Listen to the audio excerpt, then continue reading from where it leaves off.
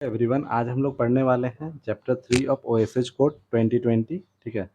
Chapter 3 जो है आपका किसके बारे में है? Duties of employer, employ and others. जो भी आपके माइंड्स में एम्प्लॉयर होते हैं या एम्प्लॉय होते हैं या अदर कोई मेंबर होते हैं, तो उनके बारे में इन्हें इसमें हमें पढ़ना है। ठीक है। तो सबसे पहले हम लोग आते हैं अपने पहले पॉइंट पे। पहला पॉइंट है आपका ड्यूटीज़ ऑफ एम्प्लॉयर, जो कि है सेक्शन 6 में। ठीक है। ड्यूटीज़ ऑफ एम्प्लॉयर में क्या दिया हुआ है आपका कि पहला है हज़ार्ड फ्री एनवायरनमेंट। ठीक है। जो भी आपका एम्प्लॉयर होगा वो इंश्योर करेगा कि वर्क प्लेस जो है वो फ्री फ्रॉम हज़ार्ड एंड में डेट में कॉज इंजरी और ऑक्यूपेशनल डिजीज़। ठीक है। जो भी आपका एम्प्लॉयर होगा वो क्या करेगा, आपका वर्क प्लेस को फ्री करेगा हज़ार्ड से। मतलब कोई भी अगर वहाँ पे हज़ार्डियस वेस्ट है तो वो उसको फ्री करेगा, जिसके कारण आपको वहाँ इंजरी हो सकती है या फिर ऑक्यूपेशनल डिजीज़ेज़ हो सकते हैं। तो वो चीज़ का ध्यान रखेगा आपका एम्प्लॉयर। दूसरा लिखा है कॉम्प्लायंस। ठीक है। कॉम्प्लायंस का मतलब हो गया कि स्ट्रिक्ट, मतलब एक तरह से स्ट्रिक्ट कॉम्प्लायंस को फॉलो करेगा ओएसएच स्टैंडर्ड को, रूल्स या बायलॉज का। कि जो भी आपका ओएसएच स्टैंडर्ड या लॉ है, मतलब जो भी आपका रूल्स रेगुलेशन है वहाँ पे, वो सब चीज़ को वो स्ट्रिक्टली फॉलो करवाएगा। आगे है आपका हेल्थ एग्ज़ाम। जो भी एम्प्लॉयर है माइंस का, वो आपको क्या करेगा, प्रोवाइड करेगा annual health examination, medical test free of cost to prescribe employ. ठीक है। जो भी एम्प्लॉय, मतलब प्रिस्क्राइब एम्प्लॉय मतलब सारे एम्प्लॉय को तो नहीं करवा पाएगा ना, तो जो भी आपके प्रिस्क्राइब एम्प्लॉय होगा उन्हें वो क्या करेगा, हेल्थ एग्जामिनेशन या फिर मेडिकल टेस्ट कंडक्ट करवाएगा, जो कि होगा फ्री ऑफ कॉस्ट। आगे आते हैं वर्किंग कंडीशन। ठीक है। Maintain a working environment that is safe and reasonable practicable without health risk. जो भी आपका वहाँ का वर्किंग एनवायरनमेंट है उसको वो सेफ बनाएगा और उसको रीजनेबली प्रैक्टिकेबल, मतलब कि वो एक तरह से उसको प्रैक्टिकेबल बनाएगा जहाँ पे आपका हेल्थ रिस्क बहुत कम हो। सिंपल सा बात है कि जहाँ भी आप काम कर रहे हैं तो वो एम्प्लॉयर का रिस्पॉन्सिबिलिटी होगा कि वो जगह को वो सेफ बनाए और वहाँ पे कम से कम मतलब हेल्थ से रिलेटेड रिस्क हो। ठीक है। अगला वो पॉइंट है हमारा waste management. Ensure proper disposal of hazardous toxic and e waste. ठीक है। एम्प्लॉयर ही है जो आपका इंश्योर करेगा, मतलब कि कंफर्म करेगा एक तरह से कि प्रॉपर डिस्पोजल, मतलब कि प्रॉपर तरह से हटाया जा रहा है कि नहीं हजार्डियस टॉक्सिक या फिर ई वेस्ट। जो भी ये सारा वेस्ट है, ये सब चीज़ का प्रॉपर डिस्पोजल हो रहा है कि नहीं। ये सारा ड्यूटीज़ किसका है? आपका एम्प्लॉयर का है। और क्या ड्यूटीज़ है एम्प्लॉयर का? Appointment letter. ठीक है। अपॉइंटमेंट लेटर है कि जो भी आपका एम्प्लॉयर है वो क्या करेगा, इश्यू करेगा formal appointment letter in a prescribe format for existing employ without letter issue within 3 month of code of commencement. जो भी आपका एम्प्लॉयर है उसी के मतलब वही आपका फॉर्मल लेटर इशू करेगा, वो भी प्रिस्क्राइब फॉर्मेट में जो आपके कोड में दिया हुआ है। ठीक है। वही लिखा है कोड आने के 3 महीने के अंदर। आगे लिखा हुआ है no charge to employees. Do not charge employ for safety health maintenance including medical investigation for occupational diseases. ठीक है। एम्प्लॉयर वो ये भी चीज़ देखेगा कि वो कोई एम्प्लॉय को चार्ज ना करे, मतलब एम्प्लॉय से पैसा ना ले। जो भी आपके अंडर में काम कर रहे एम्प्लॉय है उनसे कोई भी चीज़ चार्ज ना ले। अगर आप सेफ्टी और हेल्थ मेंटेनेंस कर रहे हैं माइंस में, तो उस चीज़ को लेके आपको मतलब अपने वर्कर से पैसा नहीं लेना है। वो आपको अपने कॉस्ट पे, मतलब अपने रिस्पॉन्सिबिलिटी पे एक तरह से करवाना है। ठीक है। जिसमें से इंक्लूड क्या हो रहा है आपका मेडिकल इन्वेस्टिगेशंस। मेडिकल इन्वेस्टिगेशंस का मतलब हो गया कि मेडिकल चेकअप जो करवाया जाता है तो उसके लिए भी उन्हें पैसा ना लिया जाए फॉर एनी ऑक्यूपेशनल डिजीज़, कोई भी ऑक्यूपेशनल डिजीज़ के लिए। अब देखिए जनरल रिस्पॉन्सिबिलिटी मतलब कि इन हाई रिस्क एरिया में कौन-कौन से आते हैं? आपके माइन्स आते हैं, फैक्ट्री आते हैं, डॉक आते हैं, कंस्ट्रक्शन एंड प्लांटेशन। प्लांटेशन का मतलब वही जहाँ प्लांट-व्लांट उगाया जाता है, ठीक है? तो उसी के बारे में। तो वही बोल रहा है जो भी हाई रिस्क एरिया है, the employer is responsible for the safety of all person present even those without the employer direct knowledge. ठीक है। एम्प्लॉयर जो भी होगा वो उसी का ज़िम्मेदारी होगा, मतलब वही रिस्पॉन्सिबल होगा, जितने भी एम्प्लॉयी मतलब पर्सन काम कर रहे हैं वहाँ पे, वो सब के लिए। ठीक है। चाहे उनके बारे में एम्प्लॉयर को पता हो डायरेक्टली या फिर नहीं पता हो। समझ गए? तो यही है आपका जनरल रिस्पॉन्सिबिलिटी एम्प्लॉयर का। इसको मैंने शॉर्ट में करके आप लोग को बता दिया पॉइंट वाइज़ कि आप लोग समझ में आए। ठीक है। और एक साथ ही साथ इस पीडीएफ में भी देखिए वही सारा चीज़ लिखा हुआ है, लेकिन इसमें थोड़ा-सा डिटेल में है। तो ये सारा आपका कोड से मतलब एक तरह से ये डिटेल एनालिसिस है। ठीक है। डिटेल में जैसे कोड में दिया हुआ है वैसे है, और वो है आपका शॉर्ट में। तो आप लोग को हम दोनों पीडीएफ प्रोवाइड कर देंगे टेलीग्राम चैनल पे। आप लोग को जो अच्छा लगे आप लोग उससे कर लीजिएगा। ठीक है। इसमें थोड़ा ज़्यादा डिटेल में दिया हुआ है, लेकिन उसमें हम शॉर्ट लैंग्वेज में कोशिश किए हैं कि आप लोग को पढ़ा दें, क्योंकि उससे आप लोग का भी टाइम मैनेजमेंट हो, मतलब कम टाइम में आप लोग ज़्यादा चीज़ गेन कर पाएँ। चलिए बढ़ते हैं हम अपने अगले सेक्शन की तरफ, जो कि है आपका सेक्शन नंबर 7। सेक्शन नंबर 7 किसके बारे में है? Duties of owner agent of a mines. Mines के जो भी ओनर होंगे या एजेंट होंगे, उनकी क्या-क्या ड्यूटीज़ है इसमें, ठीक है? तो पहला है जॉइंट रिस्पॉन्सिबिलिटी। जॉइंट रिस्पॉन्सिबिलिटी मतलब दोनों की ज़िम्मेदारी होगी, ठीक है? Owner and agent are jointly and severally responsible for financial and compliance steps, ठीक है? आपका ओनर और एजेंट की ही रिस्पॉन्सिबिलिटी होगी कि वो आपके फाइनेंशियल और कंप्लायंस स्टेप, मतलब कि जो भी आपका माइंस में फाइनेंशियल मतलब एक तरह से कह सकते हैं कि फाइनेंशियल इश्यू या कुछ भी प्रॉब्लम हो, तो उसके लिए वो दोनों ही ज़िम्मेदार होंगे, ठीक है? आपका बोल रहा है liabilities of officials. If a contravention occur, ठीक है, the person committed it as well as supervising official, the manager, owner and agent are deemed guilty unless they prove due diligence। लिखा हुआ है कि अगर माइंस में, ठीक है, माइंस या फिर कोई भी प्लेस में जहाँ पे आपका कोई कंट्रावेक्शन मतलब अकर हुआ, जैसे कि कुछ दुर्घटना हुआ, एक तरह से कंट्रावेक्शन मतलब हो गया कि कोई दुर्घटना टाइप का, ठीक है? तो कोई भी दुर्घटना हुआ, तो जो पर्सन उसको कमिट किया है, मतलब कि जो उसको किया है, मतलब वो उसके कारण हुआ है, ठीक है, जिसके कारण हुआ है, साथ ही साथ, ठीक है, एज़ वेल एज़ जो उसका सुपीरियर मतलब सुपरवाइज़िंग ऑफ़िशियल है, मतलब उसका सीनियर ऑफ़िशियल जो भी है, और मैनेजर, एजेंट या ओनर, ये सबको गिल्टी माना जाएगा उस चीज़ के लिए, जब तक कि वो अपना डिलिजेंस प्रूव ना कर दें, ठीक है? मतलब वो साबित ना कर दें कि हाँ, इसमें प्रॉपर उसी पर्सन का गलती है, उसी के कारण हुआ तब तक, ठीक है? तो उसी के बारे में दिया है कि लायबिलिटीज़ ऑफ पर्सन, अगर कोई भी दुर्घटना होता है तो उसके ज़िम्मेदार सब होंगे। ऐसा नहीं है कि कोई जानबूझ के किया है या फिर कोई अनजाने में किया है, तो वो चीज़ का जब तक चेकअप नहीं, मतलब चेक नहीं किया जाएगा, तब तक आप उसमें प्रूफ़ नहीं कर सकते कि हाँ, उसमें ओनर का गलती है या नहीं है। क्योंकि ओनर का रिस्पॉन्सिबिलिटी होता है कि वो सारा चीज़ प्रोवाइड करे, मैनेजर का रिस्पॉन्सिबिलिटी होता है कि वो प्रॉपर मैनेजमेंट करे। तो क्या पता मैनेजर का गलती से वहाँ पे कुछ प्रॉब्लम हुआ हो, कि मैनेजर ही अपना नेग्लिजेंस के कारण कुछ प्रॉब्लम हुआ हो, जिसके कारण पर्सन के द्वारा वो चीज़ हो गया हो। तो इसके लिए प्रॉपर उसका चेकअप होगा, मतलब एक तरह से प्रॉपर उसका इन्वेस्टिगेशन किया जाएगा। तो वही इसमें बोल रहा है, ठीक है? आगे लिखा हुआ है नो डिफेंस। लिखा है if it is not a valid defence to state that a manager or responsible person were appointed according to the code. इसमें वही लिखा हुआ है कि उसको वैलिड डिफेंस नहीं माना जाएगा कि मैनेजर और जो भी रिस्पॉन्सिबल पर्सन है उसको अपॉइंट किया गया है अकॉर्डिंग टू कोड के तहत, ठीक है? तो उसको एक तरह से वैलिड रीज़न नहीं माना जाएगा, वही लिखा हुआ है। पता नहीं कुछ थोड़ा-सा ये अजीब ही लिखा हुआ है, तो इसको रहने देते हैं, ठीक है? उतना इम्पोर्टेंट नहीं है। देखिए अब इसमें आते हैं हम लोग, इसमें देखिए आपको क्या-क्या दिया हुआ है, duties of owner agent of mines, ठीक है? इसमें भी एक बार हम लोग देख लेते हैं कि कुछ अलग से दिया हुआ है कि नहीं। तो देखिए the owner agent of every mine, ठीक है? Shall jointly and severally responsible for making financial and other provision, जो कि मैंने बताया कि फाइनेंशियल मतलब पैसे से रिलेटेड या कोई भी प्रोविज़न है, उसके लिए रिस्पॉन्सिबल कौन होगा? आपका ओनर एंड एजेंट होगा, ठीक है? साथ ही साथ take necessary step for compliance with the provision of code, rules, regulation, by law made under relating to the mines. जो भी माइन्स के लिए कोड बनाया गया है, रूल बनाया गया है, ठीक है? रेगुलेशन जो भी है, बाय लॉज़ है या ऑर्डर जो भी पास हुआ है, ठीक है? वो सारा चीज़ को वो क्या करवाएगा? फ़ॉलो करवाएगा, मतलब एक तरह से कंप्लायंस करेगा उसमें, उसके अकॉर्डिंग वो नेसेसरी स्टेप लेगा, ठीक है? वो सब चीज़ को फ़ॉलो करवाने के लिए। लिखा हुआ है if any person contravenes any provision of the code और रूल, ठीक है? कोई भी पर्सन आपका कोई भी कॉन्ट्रावेंस करता है, मतलब रूल को तोड़ता है एक तरह से, ठीक है? रेगुलेशन को तोड़ता है, बाय-लॉज़ को तोड़ता है या फिर कोई भी अदर ऑर्डर को रिलेटिंग टू द माइन अगर उसको वो ब्रेक करता है, तो द पर्सन एक्चुअली कंट्रावेनिंग, ठीक है? जो पर्सन एक्चुअली कंट्रावेन किया है, ठीक है? The following person should also be deemed guilty unless they prove they had executed due diligence and took reasonable measures to prevent such contravention, ठीक है? लिखा हुआ है official appointed for supervision relating to the provision contravened, ठीक है? Manager of the mines, owner and agent of the mines and person appointed if carry out for responsibility under section 24। तो इसमें वही लिखा हुआ है कि वो पर्सन को भी गिल्टी माना जाएगा, और जब तक ये सब साबित ना करे तो ये सबको भी एक तरह से कह सकते हैं कि हाँ, आप लोग भी उसमें कहीं न कहीं गलती के ये हैं। देखिए यही वही पॉइंट था। In proceeding against owner agent of a mines it shall not be defence that manager and official were appointed according to the provision of the code, person section 24 were appointed. ये कुछ दिया हुआ है, पता नहीं क्या है, उतना इंपॉर्टेंट नहीं है, इसको स्किप कर सकते हैं, ठीक है? चलिए अब अगला पॉइंट पे आते हैं। अगला पॉइंट क्या चीज़ है आपका? Duties of designer, manager, importer and supplier, ठीक है?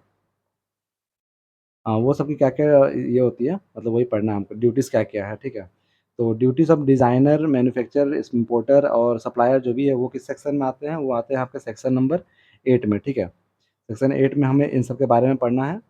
लिखा हुआ है any person supplying article or substance for establishment use must, ठीक है। देखिए यहाँ पे जो आपका आर्टिकल और सब्सटेंस का बात कर रहा है, इसका डेफिनेशन दिया हुआ है, ठीक है। आर्टिकल का मतलब हो गया कोई भी प्लांट या मशीनरी, ठीक है। आर्टिकल जहाँ भी लिखा होगा उसका मतलब होगा कि वो प्लांट का बात कर रहा है या मशीनरी का बात। और सब्सटेंस का मतलब हो गया नेचुरल और artificial substance in solid, liquid और गैस और vapour form.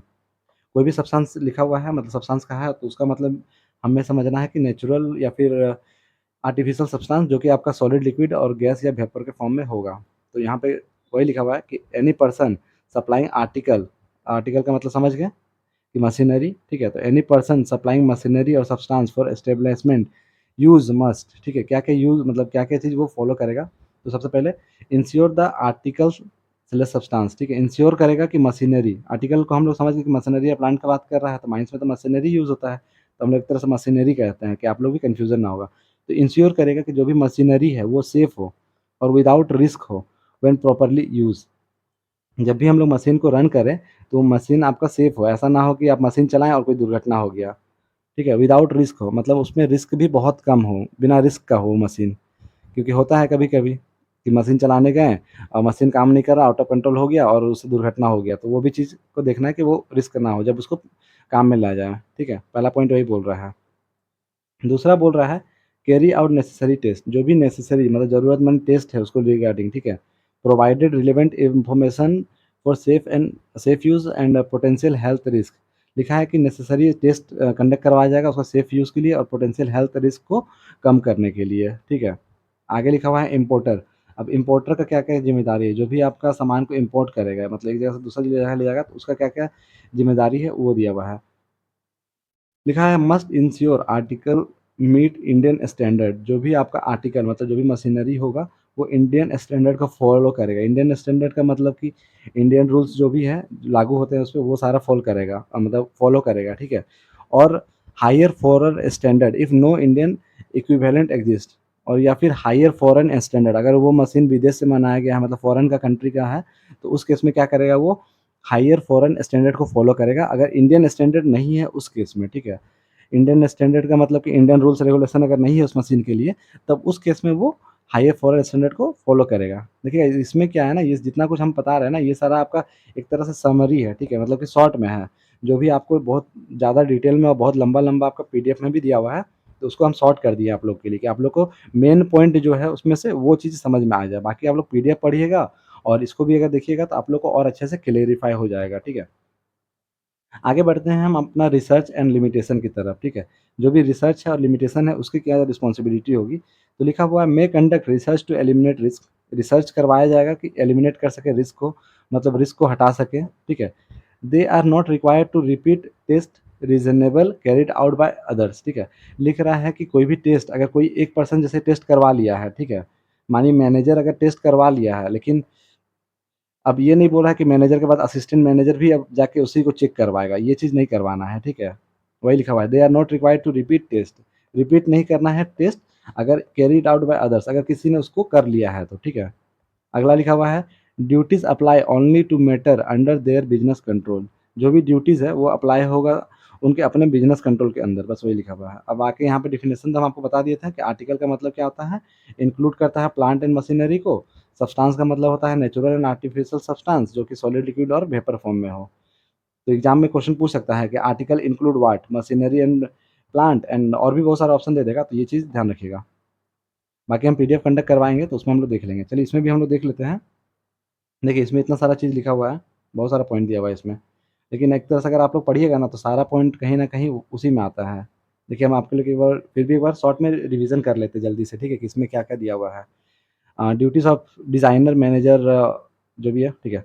Every person who design, manufacture, import, supply of any article for use in any establishment shall ensure करेगा, ठीक है? कि आर्टिकल जो भी डिज़ाइन और कंस्ट्रक्ट किया है, वो सेफ़ हो, विदाउट रिस्क हो। मैंने आपको बताया था कि जब वर्कर उसको यूज़ करे तो वो मतलब उनको हानि ना करे, ठीक है। दूसरा लिखा हुआ है कैरिड आउट नेसेसरी टेस्ट और एग्जामिनेशन कंडक्ट करवाएगा, ये भी बता दिया था। लिखा हुआ है take necessary step to ensure availability of adequate information, मैंने आपको बताया था इंडियन स्टैंडर्ड को फॉलो करेगा तो एक तरह से कहीं न कहीं एडुकेट इन्फॉर्मेशन जो भी होगा उसका, उसको उसका मतलब सारा इन्फॉर्मेशन उस मशीन के बारे में लेके आना है कि हाँ, मशीन कैसे रन होता है, क्या नहीं, वो सब चीज़। आगे लिखा हुआ है regarding use of article in any establishment, किस-किस चीज़ के बारे में उसको इन्फॉर्मेशन लाना है, वही है। पहला है आपका यूज़ के लिए कैसे यूज़ करना है, दूसरा है पर्पज़ के लिए किस काम के लिए उसको डिज़ाइन किया गया है और टेस्ट किया गया है, तीसरा है नेसेसरी कंडीशन आपको पता करना है कि इंश्योर करने के लिए आर्टिकल कब सेफ है और कब उसका कम मतलब हेल्थ मतलब एक तरह से कम क्या बोलते हैं दुर्घटना हो सकता है उसमें और वो हेल्थ रिस्क क्या है वर्कर का उस सब के बारे में इन्फॉर्मेशन कलेक्ट करना है। तो ये इसका रिस्पॉन्सिबिलिटी बस वही दिया हुआ है। आगे लिखा हुआ है कि the article confirm Indian standard को फ़ॉलो करेगा। अब अगर आर्टिकल स्टैंडर्ड है तो स्टैंडर्ड कंट्री है तो फिर हायर देन इंडियन स्टैंडर्ड, ठीक है। हायर देन इंडियन स्टैंडर्ड का मतलब क्या हो गया? कहीं न कहीं फॉरेन स्टैंडर्ड तो उसको फ़ॉलो करेगा। लिखा हुआ है if no Indian standard exist, अगर इंडियन स्टैंडर्ड एक्जिस्ट नहीं कर रहा है, ठीक है, तो आर्टिकल कन्फर्म करेगा कि national standard of the country where it is imported, मतलब कि फॉरेन का जो भी आपका स्टैंडर्ड है उसको फ़ॉलो करेगा क्योंकि जहाँ से लाया गया है, ठीक है। अगला पॉइंट है आपका डिज़ाइनर, मैन्युफैक्चरर, इम्पोर्टर, सप्लायर क्या करेगा आपका वो ड्यूटीज़ होगा कि वो आपका स्पेसिफ़ाई कराएगा सेंट्रल गवर्नमेंट का कि national occupation health safety committee board under section 16(1) वही लिखा हुआ है कि डिज़ाइनर, मैन्युफैक्चरर और इम्पोर्टर का ज़िम्मेदारी होगा कि वो सारा इसको स्पेसिफ़ाई करवाए सेंट्रल गवर्नमेंट के द्वारा और कंसल्ट करवाए एनओएस वही national occupational safety health advisory board का और ये सब किसमें होगा सेक्शन 61 में होगा, ठीक है, 16 के पॉइंट 1 में। अभी हम लोग आपका पता है कि सेक्शन 8 पढ़ रहे हैं, ठीक है? सेक्शन 8 में ही ये सब दिया हुआ है ना? ये 7 है, देखिए यहाँ पे 7 है सेक्शन, ये 7 है, ये 8 है। वैसे ही आपका वो जो है आपका नेशनल एडवाइज़री बोर्ड इसके बारे में हम लोग सेक्शन 16 में पढ़ेंगे। तब देखेंगे क्या है इसका, ठीक है? आगे लिखा हुआ है any person designing or manufacturing any article or substance for use in a factory must carry out necessary research and covering the eliminate the minimising risk. ये सारा चीज़ आपको मैंने बता दिया था कि जो भी आपका मशीन आपका मैन्युफैक्चरिंग के लिए काम में आ रहा है फैक्ट्री में वो उसको हम लोग क्या करेंगे, उस पे रिसर्च करेंगे और डिस्कवर करेंगे जिसके कारण हम लोग एलिमिनेट करें रिस्क को और हेल्थ और सेफ्टी ऑफ वर्कर को ये हो। तो ये सारा वही पॉइंट है और कुछ नहीं है, ठीक है?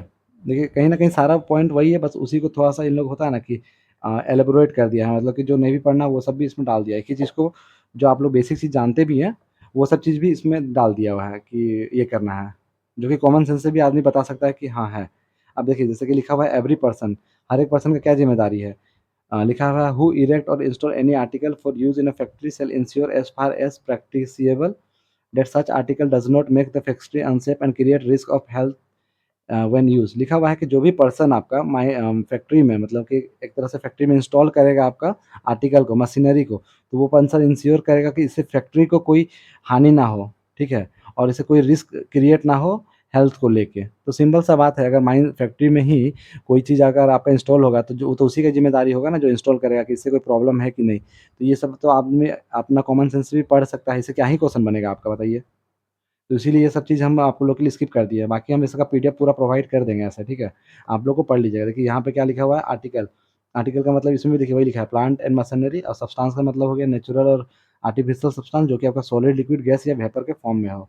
लिखा हुआ है substance for use in a factory means any substance intended or not substance for use in any factory means substance intended or not intended for use a person in a factory मतलब कि हम लोग कब बोलेंगे कोई substance use हो रहा है फैक्ट्री में जब कोई पर्सन उसको यूज़ करे इंटेंडेड या नॉट इंटेंडेड मतलब क्या बोलते हैं इंटेंडेड मतलब होता है कि इरादा से एक तरह से उसका इरादा हो या ना हो उसको यूज़ करने का फैक्ट्री में। देखिए वही है, उतने वही सब चीज़ को देखिए सब पूरा डिटेल में आपका दिया हुआ है, उसीलिए हम आपको दोनों पीडीएफ प्रोवाइड कर रहे हैं कि आप लोग इसको देख लीजिए और बाकी जो इम्पोर्टेंट होगा वो तो हम कवर अप करेंगे आप लोग के लिए। ताकि आप लोग का कुछ छूटे नहीं, ठीक है? अब आते हैं हम लोग अगला पॉइंट पे, ठीक है? अगला सेक्शन एक तरह से हो सकता है लिखा हुआ है नोटिस ऑफ एक्सीडेंट। अगर एक्सीडेंट के बारे में नोटिस, डेंजरस ऑकरेंस या डिजीज़ इस सब के बारे में आपका नोटिस, क्या-क्या नोटिस है उसके बारे में दिया हुआ है। एक तरह से हम आपका इसमें चार्ट बना दिए हैं कि चार्ट में आप लोग को पढ़ने में आसानी हो। जैसे देखिए एक्सीडेंट, एक्सीडेंट आपका किस सेक्शन में आता है? एग्ज़ाम में क्वेश्चन पूछ सकता है कि accident come under which section? In OSH-WC code. तो आप लोग बता सकते हैं कि सेक्शन 10 में आपका एक्सीडेंट आता है, सेक्शन 11 में आपका डेंजरस ऑकरेंस आता है और सेक्शन 12 में नोटिफाइएबल डिजीज़ आ सकता है। अब देखिए क्या-क्या लिखा हुआ है एक्सीडेंट के बारे में, तो इसका रिक्वायरमेंट देखिए क्या है, लिखा हुआ है नोटिस रिक्वायर फॉर डेथ अगर डेथ हो जा रहा है तो उस केस में आपको नोटिस भेजना है, ठीक है? और injury preventing work from 48 hours. अगर कोई इंजरी हो रहा है जिसके कारण काम प्रभावित हो रहा है, मतलब प्रिवेंट हो रहा है वर्क 48 घंटा से ज़्यादा के लिए, मतलब 48 आवर्स या उससे ज़्यादा के लिए अगर आपका कोई काम हानि हो रहा है तो उस केस में नोटिस भेजना है।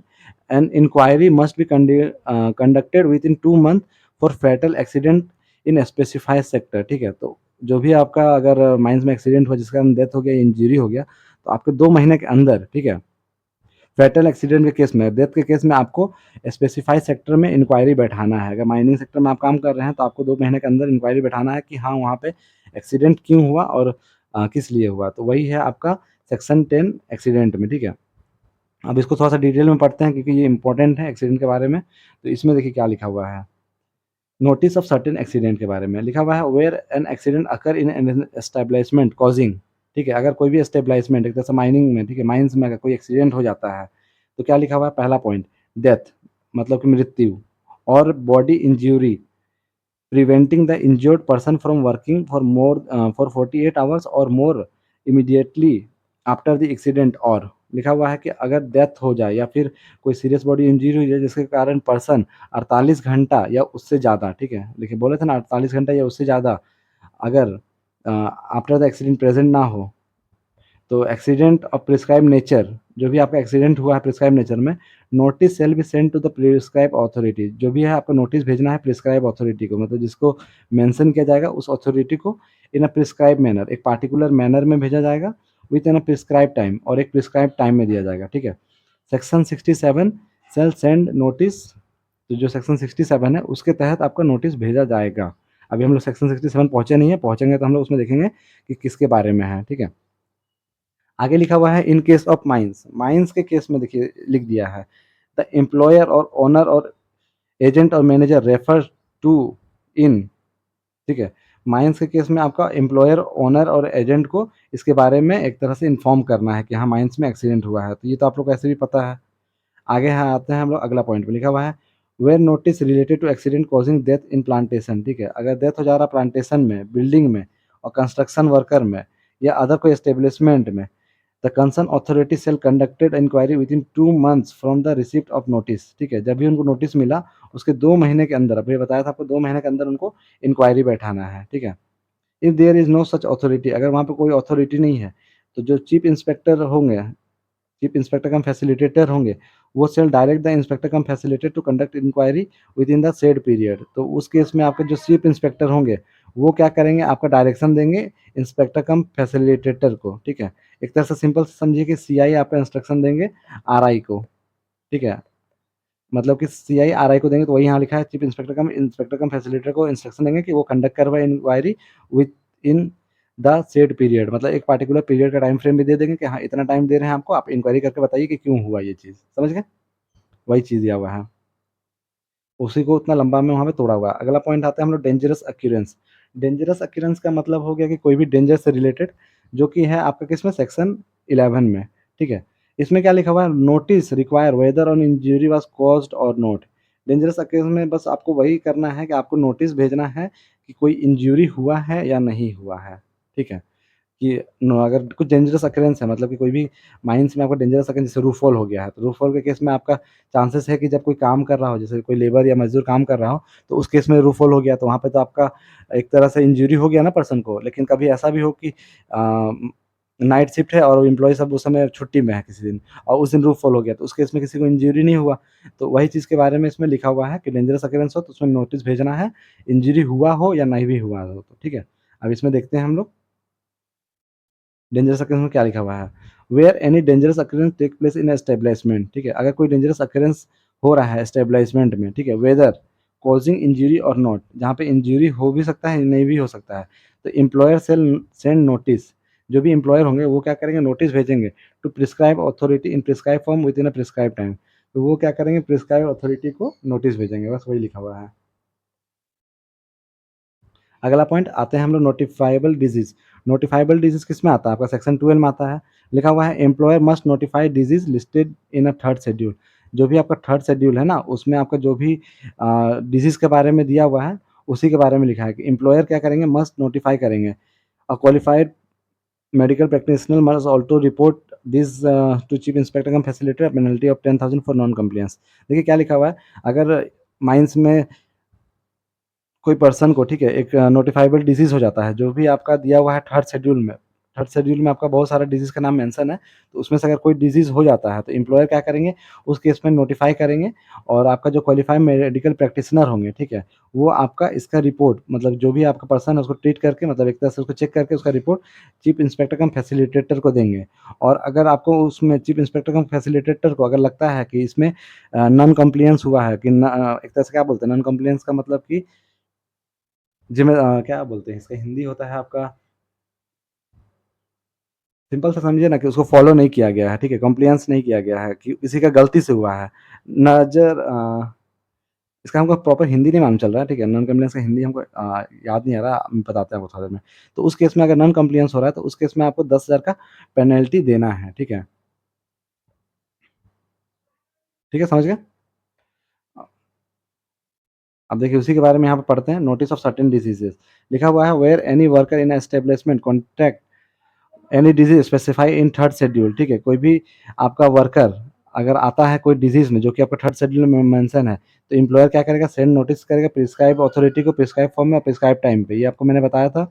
If a qualified medical practitioner attend a person employ or previously employ in establishment or believe that such person is suffering from any disease specify in a schedule, he said immediately send a report to the office of a chief inspector come facilitator in a prescribed form manner within a prescribed time, ठीक है।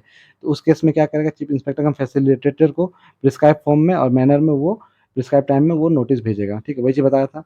लिखा हुआ है, if any qualified medical practitioner fail to comply on section he shall be punish with penalty of up to 10,000, ठीक है। लिखा हुआ है कि अगर मेडिकल प्रैक्टिशनर, ठीक है, जो भी आपका मेडिकल प्रैक्टिशनर आपका अगर फेल हो जाता है कंप्लाई करने के लिए सबसेक्शन 2 में जो दिया हुआ है, तो ही शैल बी पनिशेबल, तो उसको पनिश किया जाएगा विद अ पेनल्टी ऑफ 10,000, ठीक है। तो वही चीज़ यहाँ पे लिया हुआ था आपका, कि नॉन कंप्लायंस से मतलब एक तरह से कि उसका गलती से हुआ है, नॉन कंप्लायंस मतलब कि वो उसमें अपना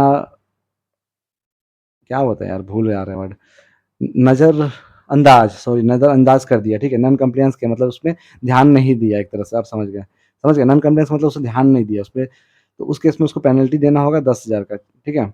इसको मेडिकल प्रैक्टिशनर को वही दिया हुआ है। यार बहुत खतरनाक टर्म्स का यूज़ किया है इसमें सही में। आगे बढ़ते हैं। इसमें क्या दिया हुआ है देखिए, duties and rights of employee. क्या-क्या आपका ड्यूटीज़ है और राइट है एम्प्लॉयी का, वो किसमें मेंशन है, सेक्शन 13 एंड 14 में। देखिए इसमें अगर देखिएगा आप, तो थर्ड शेड्यूल में आपका देखिए फर्स्ट, सेकंड, थर्ड शेड्यूल के बारे में दिया हुआ है कि किसमें क्या-क्या चीज़ है। उसके बाद देखिए ड्यूटीज़ ऑफ एम्प्लॉयीज़ में बहुत सारा ड्यूटीज़ दिया हुआ है आप लोग का, ठीक है। इसमें एक चीज़ और आप लोग देख लीजिए कि जो थर्ड शेड्यूल है ना, थर्ड शेड्यूल का स्पेलिंग यहाँ गलत लिखा हुआ है, इसको काटिए। थर्ड शेड्यूल, ठीक है। तो देखिए क्या लिखा हुआ है, आपका फर्स्ट शेड्यूल जो है, ठीक है, फर्स्ट शेड्यूल में आपका किसके बारे में, list of industry involving hazardous process, इसमें आपका इंडस्ट्री का नाम मेंशन है। सेकंड शेड्यूल में आपका लिस्ट ऑफ मैटर इंक्लूडेड है कि क्या-क्या चीज़ है, उसमें मैटर, डस्ट है, गैस है, पार्टिकल है, वो सब मैटर है, तो वो सब के बारे में। और थर्ड शेड्यूल में आपका लिस्ट ऑफ नोटिफाइबल डिजीज़ है। आप अगर कोड के नीचे देखिएगा ना, तो उसमें तीनों शेड्यूल में मेंशन है कि कौन-कौन सा डिजीज़ आपको हम किसी नेक्स्ट क्लास में आप लोग ये सब कुछ चीज़ को दिखा देंगे, ठीक है। क्योंकि इस पीडीएफ में वो सारा अवेलेबल नहीं है, तो आप लोग को नेक्स्ट चीज़ में बता देंगे कौन-कौन सा नोटिफाइबल डिजीज़ है। अब आते हैं हम लोग ड्यूटीज़ ऑफ एम्प्लॉयी में, कि एम्प्लॉयी जो काम कर रहे होंगे उनकी क्या-क्या ज़िम्मेदारियाँ होंगी, ठीक है। लिखा हुआ है, every employee at workplace shall take reasonable care of his own health, ठीक है। जो भी एम्प्लॉयी आपका काम कर रहे होंगे, ठीक है, जो भी पर्सन आपके माइंस में काम कर रहे होंगे, वो अपना ख़्याल खुद रखेंगे, साथ ही साथ वो अदर पर्सन का भी ख़्याल रखेंगे, ठीक है। Who may be affected by his act or omissions, ठीक है। मतलब कि जैसे आप माइंस में काम कर रहे हैं, ठीक है, तो आपको ये भी ध्यान रखना है कि आपके कारण किसी दूसरे पर्सन को चोट ना लग जाए। आप अपना तो ख्याल रखेंगे ही, साथ ही साथ उस पर्सन का भी ख्याल रखेंगे। तो वही है पहला ड्यूटीज़ आपका एम्प्लॉयी का। दूसरा ड्यूटीज़ क्या है कि comply with safety and health requirement specify in standard. आप सेफ्टी और हेल्थ रिलेटेड जो भी रिक्वायरमेंट है, उसको ध्यान देंगे। जैसे आप माइंस के अंदर जा रहे हैं, तो ऐसा नहीं करना है कि आप बिना फ्लेम सेफ्टी लैंप लिए पहुँच गए और आप लोग को वहाँ पे गैस है और आप लोग को पता ही नहीं चल रहा है गैस है, तो और वहाँ पे एक्सीडेंट हो गया, तो ऐसा नहीं करना है। तो आप लोग को अपना हेल्थ और सेफ्टी रिक्वायरमेंट जो भी है, वो सब चीज़ को लेके जाना है, ठीक है? जैसे माइंस के अंदर जाते हैं तो हम लोग सेफ्टी जैकेट पहनते हैं, ठीक है? सेफ्टी शू पहनते हैं अंडरग्राउंड माइंस में, ठीक है? तो उस केस में क्या करना है, वो सारा बेसिक रिक्वायरमेंट है, तो वो सारा चीज़ को भी फॉलो करना है। ये भी आपका एम्प्लॉयी का ज़िम्मेदारी है एक तरह से। दूसरा क्या लिखा हुआ है, कोऑपरेट विद द एम्प्लॉयर, जो भी आपका सीनियर ऑफिशियल होगा या एम्प्लॉयर होगा उसके साथ कोऑपरेट करना है। In fulfilling statutory obligations under the code, जो भी आपके कोड में रूल्स या रेगुलेशन जो भी है उस सब चीज़ को लेके अगर एम्प्लॉयर आपको उसको बोल रहा है फॉलो करना है, तो आपको उसको फॉलो करना है। ऐसा नहीं कि आपको अपना मनमानी करना है। समझ गए? आगे लिखा हुआ है, इफ एनी अनसेफ और unhealthy situation come in his notice, ठीक है? अगर आपके काम करने के दौरान आपको पता चलता है, ठीक है? या फिर आप देखते हैं कि हाँ, यहाँ पे अनसेफ और अनहेल्दी सिचुएशन पैदा हो रहा है, तब उस केस में क्या करना है, he shall report it as soon as practicable to the employer or health safety representative. उस केस में आपको अपने एम्प्लॉयर का मतलब एक तरह से सीनियर ऑफिशियल जो आपके हैं उनको, या फिर हेल्थ सेफ्टी रिप्रेजेंटेटिव को, सेफ्टी ऑफिसर होते हैं, हेल्थ सेफ्टी रिप्रेजेंटेटिव एक तरह से, तो उनको इन्फॉर्म करना है कि हाँ सर, माइंस में यहाँ पे इस जगह पे ये दिक्कत हो रहा है, या फिर रूफ फॉल होने का चांसेस है, ठीक है? तो कोई भी चीज़ जो भी आपका माइंस में दिक्कत हो तो वो चीज़ के बारे में। आगे लिखा हुआ है, in case of mines, mines के केस में देखिए स्पेशली लिख दिया है, such report made to be agent or manager refer in section 67, ठीक है? आपका जो भी कोड में रिपोर्ट होगा, ठीक है? वो आपका ओनर और एजेंट के द्वारा रेफर किया जाएगा सेक्शन 67 में। सेफ्टी ऑफिसर और other official concern with that work place और सेक्शन, सेफ्टी ऑफिसर जो हो गए या फिर जो भी सीनियर ऑफिशियल होंगे, ठीक है? ऑफिसर का मतलब हो गया आपका वेंटिलेशन ऑफिसर हो सकते हैं, या फिर आपका ओवरमैन हो सकते हैं, माइनिंग सरदार हो सकते हैं। तो वो सबका ज़िम्मेदारी होगा कि वो सबको रूल्स एंड रेगुलेशन को वर्क प्लेस पे और सेक्शन पे लागू करें कि हाँ, चलो ये सब रूल तुम लोग को फॉलो करना है, अपना मनमानी से नहीं करना है। तो वो सारा चीज़ का दिया हुआ है। आगे लिखा हुआ है, not with fully interference with or misuse or neglect any appliance, convenience or other things provided for health and safety welfare at workplace। लिखा हुआ है कि आपको विथ फुल्ली, मतलब कि एक तरह से विल फुल्ली का मतलब हो गया कि आपको अपने मन से कभी भी मिसयूज़ नहीं करना है, ठीक है? अब आप देख रहे हैं माइंस में, अंडरग्राउंड माइंस में आपका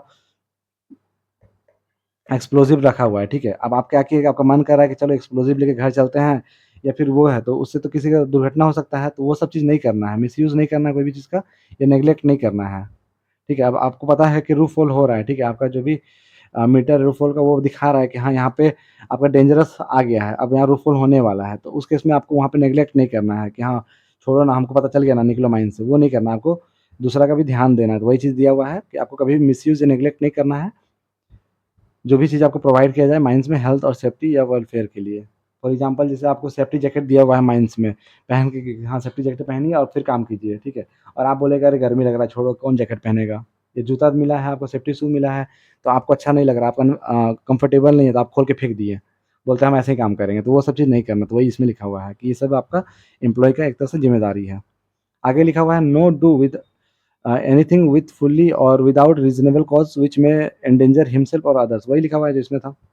perform such other duties may be prescribe by the appropriate government, ठीक है?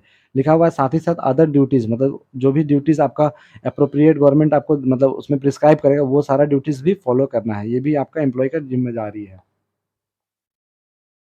और और भी है देखिए, every employee have her right to obtain the employer information regarding health and safety at work place. Employee की ज़िम्मेदारी है कि वो एम्प्लॉयर का, ठीक है, इन्फॉर्मेशन दे हेल्थ एंड सेफ्टी को लेके वर्क प्लेस पे कि हाँ, अगर उसको कुछ अनकम्फर्टेबल फ़ील हो रहा है कि हाँ, उसके साथ में जो पर्सन काम कर रहे हैं उनका हेल्थ अच्छा नहीं है या कुछ दिक्कत आ रहा है उनको, तो उस चीज़ को रिगार्डिंग भी एम्प्लॉयी को ज़िम्मेदारी है कि वो एम्प्लॉयर को इन्फॉर्म करे। समझ गए? आगे लिखा हुआ है, the employer may represent directly through a member of a safety committee regarding inadequate safety और health protection at work place, if not satisfied may approach to the inspector cum facilitator. लिखा हुआ है कि जो एम्प्लॉई है वो क्या करेगा, रिप्रेजेंट करेगा डायरेक्टली, ठीक है, रिगार्डिंग मतलब सेफ्टी कमेटी को, एक तरह से समझिए कि एम्प्लॉय क्या करेगा, सेफ्टी कमेटी को कोई भी सेफ्टी या हेल्थ प्रोटेक्शन से लेके कोई भी दिक्कत आ रहा है तो उसके लिए वो सेफ्टी कमेटी के पास जा सकता है। अगर वो सैटिस्फाई नहीं हुआ तो उस केस में वो इंस्पेक्टर कम फैसिलिटेटर के पास भी अप्रोच कर सकता है। If any employee have reasonable apprehension of immediate serious body injury, death, or danger to health, he may bring the matter to the notice to the employer directly or through safety committee and stimulously inform the inspector cum facilitator। वही लिखा हुआ है कि employ जो भी होगा, अगर उसको रीजनेबल लग रहा है कि हाँ, यहाँ पे सीरियस बॉडी इंजरी या फिर डेथ या डेंजरस का चांस है, तो उस केस में वो नोटिस भेज सकता है एम्प्लॉयर को या फिर डायरेक्टली वो सेफ्टी कमेटी मेंबर को या फिर उसके साथ ही साथ वो इंस्पेक्टर कम फैसिलिटेटर को भी इन्फॉर्म कर सकता है। तो बस वही सब चीज़ के बारे में दिया हुआ, उतना कुछ है नहीं, इसमें भी वही है। The employer or employ shall take immediate remedial action, जो भी आपके एम्प्लॉयर होंगे या एम्प्लॉय होंगे वो तुरंत एक्शन लेंगे if satisfy about the existence of immediate danger and send report of the action taken to the inspector cum facilitator to the prescribe manner. जो भी आपका नेसेसरी स्टेप लिया जाएगा और उस चीज़ को लेके आपका रिपोर्ट किसको भेजा जाएगा, इंस्पेक्टर कम फैसिलिटेटर को। ये सारी जिम्मेदारी होता है एम्प्लॉय का कि हाँ, माइंस में कोई भी दिक्कत आ रहा है तो उसको लेके आप एक्शन लिए हैं और उसका रिपोर्ट किसको भेज दिए हैं, इंस्पेक्टर कम फैसिलिटेटर को। आगे लिखा हुआ है if an employ is not satisfy, अगर एम्प्लॉयर जो भी काम कर रहा है वो सैटिस्फाई नहीं हो गया, ठीक है, कि हाँ, वहाँ डेंजर है कि नहीं, then he shall still refer to the matter immediately to the inspector cum facilitator whose direction shall be final. लिखा हुआ है कि अगर कोई एम्प्लॉयर सेटिस्फाई नहीं हो पा रहा है, ठीक है, इमिनेंट डेंजर को लेके, तो उस केस में क्या करेगा वो, कि वो उस चीज़ का मैटर का इन्फॉर्मेशन इंस्पेक्टर कम फैसिलिटेटर को देगा और उसका डिसीजन फिर वही लेगा। इंस्पेक्टर कम फैसिलिटेटर फिर फाइनल डिसीजन लेगा कि हाँ, क्या करना है या क्या नहीं करना है। लिखा हुआ है नो पर्सन शैल इंटेंशनली, कोई भी पर्सन इंटेंशनली या रेकलेसली इंटरफेयर करेगा, डैमेज करेगा या मिसयूज़ करेगा कोई भी चीज़ प्रोवाइड किया गया है इस कोड के तहत इन interest of health, safety and और वेलफेयर। लास्ट पॉइंट वही लिखा हुआ है कि कोई भी पर्सन आपका जानबूझ के डैमेज या मिसयूज़ नहीं करेगा कोई भी चीज़ का जो प्रिस्क्राइब है कोड में, जिसका इंटरेस्ट है आपका हेल्थ, सेफ्टी एंड वेलफेयर्स को लेके। तो देखिए कहीं न कहीं इतना सारा पॉइंट हम लोग इसमें पढ़ लिए, ठीक है? सारा पॉइंट आप लोग घुमा-फिरा के एक ही जगह लाया। उसीलिए हम आपको यहाँ पे शॉर्ट में एक तरह से नोट में बता दिए थे, ठीक है? अगर आप पूरा कोड पढ़िएगा ना तो आपको वही चीज़ है। अब देखिए, अब हम वही चीज़ को आपको यहाँ पे 2 लाइन में समझाएँ हैं कैसे, देखिए ड्यूटीज़ क्या-क्या है। पहला ड्यूटीज़ है टेक रिस्पॉन्स रीज़नेबल केयर, ठीक है, ऑफ ओन और अदर सेफ्टी, अपना और दूसरों का सेफ्टी का ध्यान रखेगा, कंप्लायंस विद सेफ्टी स्टैंडर्ड, जो भी सेफ्टी स्टैंडर्ड होगा फॉलो करेगा, cooperate with the employer, employer के साथ कोऑपरेट करेगा, रिपोर्ट अनसेफ सिचुएशन, रिपोर्ट भी करेगा अनसेफ सिचुएशन को, अवॉइड करेगा विलफुल इंटरफेरेंस, अपने मन से अगर कुछ उसको लग रहा है करना चाहिए तो वो सब चीज़ को वो अवॉइड करेगा, मिसयूज़ नहीं करेगा, नेग्लेक्ट नहीं करेगा अब सेफ्टी एप्लियंस का। तो देखिए कहीं न कहीं हम लोग उसमें सारा पॉइंट लाइन बाय लाइन जो पढ़े हैं वो कहीं न कहीं यही तो था। एक लाइन में हम लोग वो चीज़ को कंप्लीट कर लिए ना। अब इससे क्वेश्चन बनेगा भी तो क्या ही बनेगा, आप लोगों को भी पता है ये सब बेसिक चीज़ है। बस जानना है तो इसीलिए दिया हुआ है। आगे देखिए राइट क्या-क्या है? Obtain workplace health safety information. Obtain करेगा कि वर्कप्लेस जो भी है वहाँ का हेल्थ और सेफ्टी इन्फॉर्मेशन कि कैसा है। प्रिस्क्राइब करेगा inadequate safety issue directly by safety committee. वो इंश्योर भी करेगा कि सेफ्टी कमिटी के द्वारा जो भी आपका सेफ्टी इश्यू है उसको रिप्रेज़ेंट करेगा और द अप्रोच करेगा से इंस्पेक्टर कम फैसिलिटेटर को अगर वो सैटिस्फाई नहीं हो पाया तो। तो एक तरह से कहीं न कहीं पूरा जो भी वो था उसका समरी यही था। अब आगे हम लोग जो चैप्टर 4 है वो हम लोग नेक्स्ट क्लास में देखेंगे, ठीक है? इसका पीडीएफ हम आपको डाल देंगे दोनों चैप्टर का, ठीक है? टेलीग्राम पे। इसमें 3 और 4 दोनों एक साथ रहेगा, ठीक है? तो आप लोग को अगर मन होगा तो आप लोग पढ़िएगा, नेक्स्ट क्लास में हम लोग डिस्कस करेंगे, ठीक है? और साथ ही साथ अगर नेक्स्ट क्लास में हम लोग का चैप्टर 4 होगा और उसके बाद हम लोग इसमें टेस्ट भी कंडक्ट करेंगे, ठीक है? कि देखेंगे कितना कुछ याद हुआ है कि नहीं हुआ है। और अगर वीडियो पसंद आया गाइज़ तो एक लाइक कर दीजिएगा और चैनल को अगर सब्सक्राइब नहीं किए हैं तो सब्सक्राइब कर दीजिएगा। चलिए मिलते हैं नेक्स्ट वीडियो में, तब तक के लिए थैंक यू।